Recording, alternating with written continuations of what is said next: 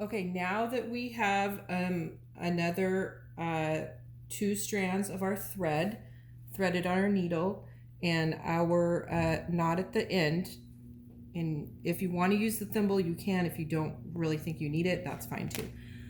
So this is how we're going to start.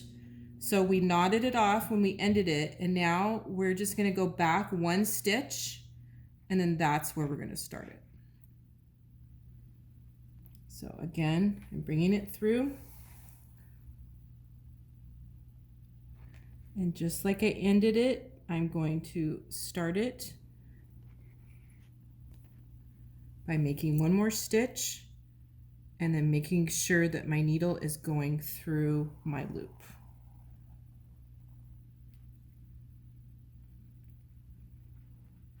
Okay, so each time we end and start, we knot it twice.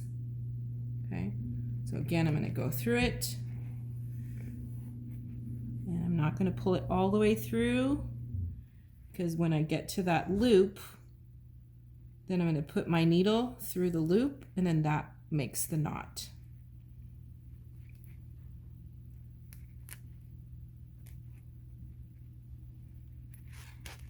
And then you're going to continue your back stitch. And you can even go smaller than 1/4 of an inch. That will just give you a stronger seam. So we're stitching right over our marked seam line. Remember, we learned this in our vocabulary. This is our seam line that we marked, and the extra fabric here is our seam allowance. Okay. And then make sure when you're going over the center seam, the first center seam, the curved one that you stitched, you want to make sure one side of it is to the right and one side pressed is to the left. Because if we make them all to one side, the seam is going to be too bulky. So the main ideas in sewing are things are straight, things are flat, our seams aren't bulky, and we have right corners.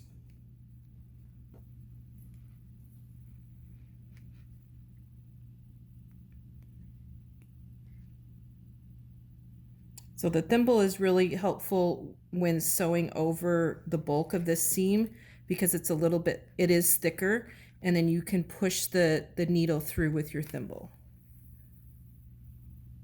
Another alternative that might be more comfortable that I used to do when I was doing a lot of beading is just putting a Band-Aid on that middle finger. But I'm going to leave this on right now because I don't have a Band-Aid. Okay, and then you continue your back stitch all the way to the end.